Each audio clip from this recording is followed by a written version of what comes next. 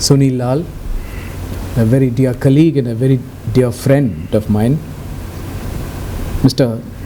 Jose Romero Pereira, Professor Ahmad Bawa, distinguished members of the IBSA Academic Forum from Brazil, South Africa and India, Ambassador Rajiv Bhatia, Sri Sheshadri Chari, and of course Professor Sachin Chaturvedi of RIS, who's been a moving spirit behind this entire exercise.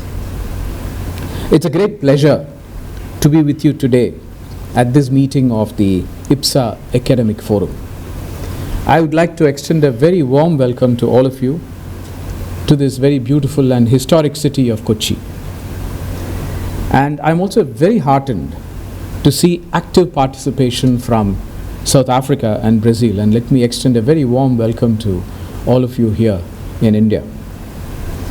While extending a warm welcome to the Indian participants and the RIs as well, I would like to say how delighted I am to meet my distinguished senior colleagues who have also joined us today. And both of them have extensive experience with the IBSA countries.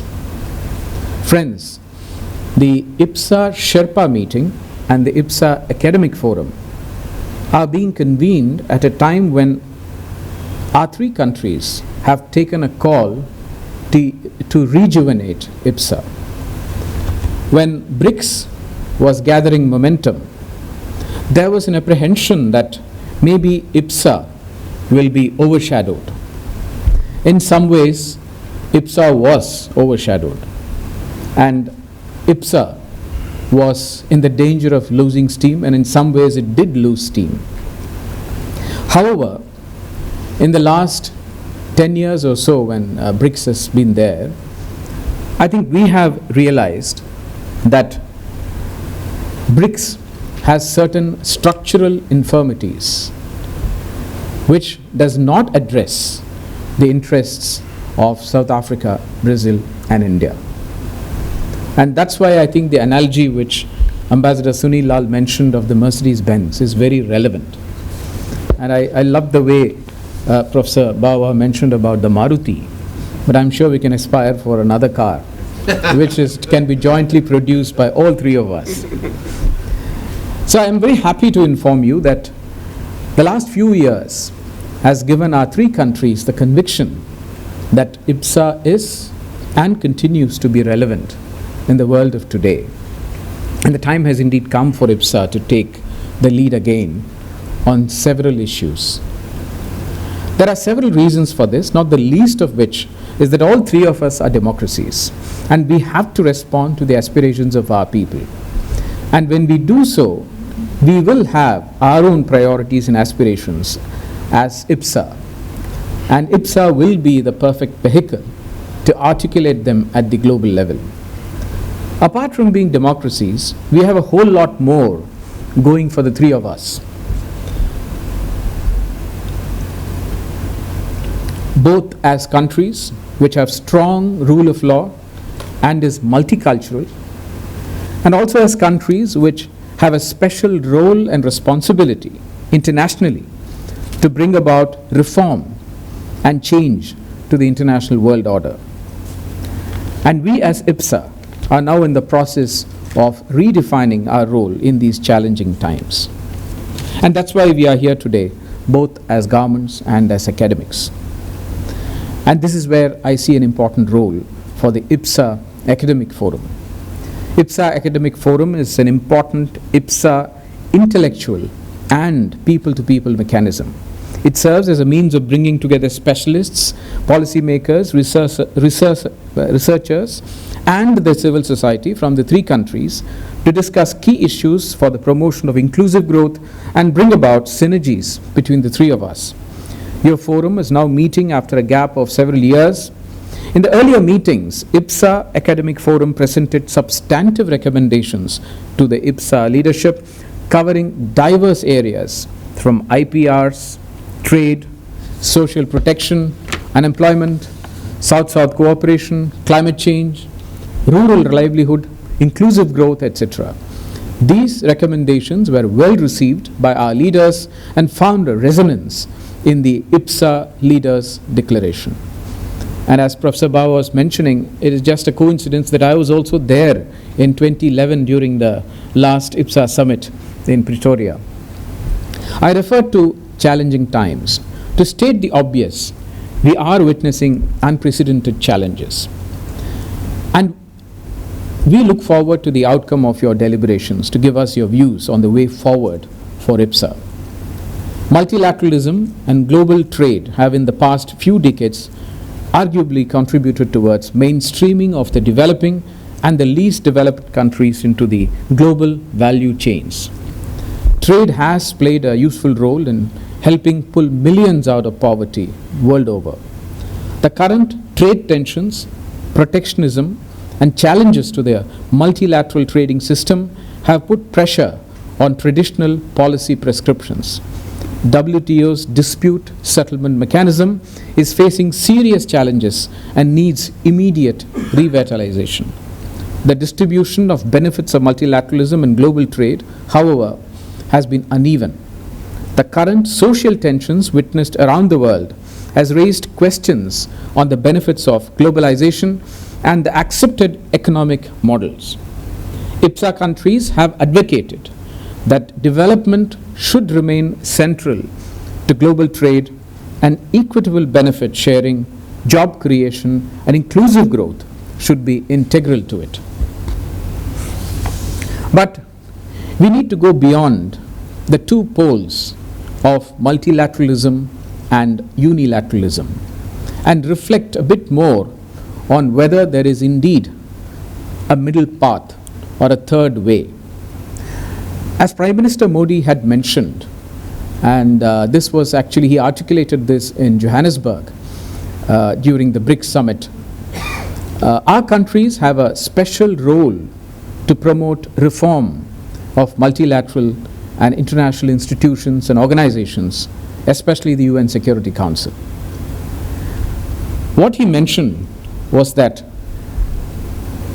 BRICS IBSA had come to change multilateralism, to change the way international organizations did business.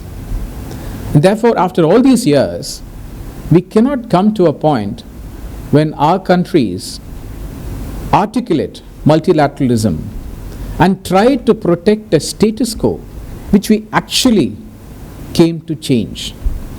So we are not here to protect the status quo of multilateralism, which is not in our favor in any way to begin with, but to promote what he called reformed multilateralism.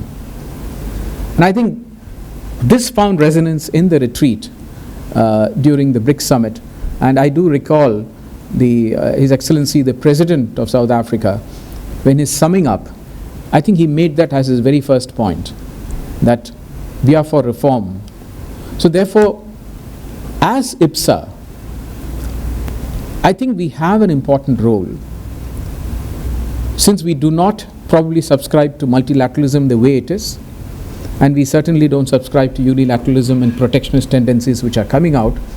How can IBSA steer through this? Do we have a voice? Can we articulate a different position, in the sense a collective position? This is something which I think we can give some thought to. Rapid advancement of technology, including artificial intelligence, is becoming a major challenge for developing countries.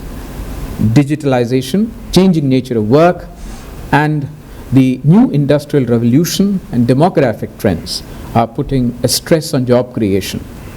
These are impacting the workplace in a striking manner and raising fears over the inadequacy of employee to be able to be part of this new age workforce. Education systems would need to step up to the challenges posed by the new industrial revolution and turn it into an opportunity. Upskilling of the workforce is a requirement of the day. The scourge of terrorism is another area of concern globally. No country is immune from these threats, and recent unfortunate incidents of terrorism in Sri Lanka and earlier in New Zealand have highlighted the latent threat that the whole of humanity faces. IBSA can work together to find ways of fighting terrorism and make efforts towards creation of a broader global cooperation in this regard. We welcome the recent designation of Masood Azhar as a UN proscribed terrorist. IBSA Fund for Alleviation of Poverty and Hunger has become a very unique symbol of South-South cooperation. The fund, with accumulated contributions of $37 million, has supported 31 projects in 20 partner developing countries in the areas of safe drinking water, agriculture and livestock, solar energy, waste management, health, etc., with the aim of contributing to the achievement of the SDGs. The fund has also been the recipient of several key recognitions. Further strengthening the fund and its activities, I think, could be an area of discussion as well.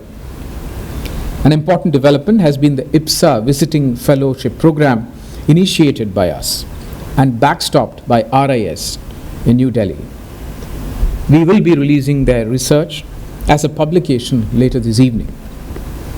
Last year, the IBSA Sherpas met in April, and the IBSA ministers issued a standalone statement on South-South cooperation, which you all have right now. And this was an important contribution and input into the BAPA plus 40 deliberations in Argentina. I'm sure that this year, the BRICS Sherpas can come up hopefully with another theme which can serve as an important contribution to the discussions going on internationally. I'm sure the IBSA Academic Forum can play an important role by providing well-researched direction and suggestions for IBSA on the issues we are facing. We need fresh ideas on the unique role which IBSA can play. IBSA Sherpas will be meeting in parallel, which is in a hotel which is just a short distance from here, and I really look forward to meeting you all at the IBSA Sherpas meeting tomorrow. Last but certainly not the least, I thank Professor Chaturvedi and his colleagues at RIS for organizing this forum. RIS has been at the forefront of our engagement with IBSA countries, and Professor Sachin Chaturvedi has been the moving spirit for this event. And I place on record my deep appreciation to him and, of course, the chair himself, Ambassador Mohan Kumar. I thank you all once again for giving me an opportunity to share my views. Thank you.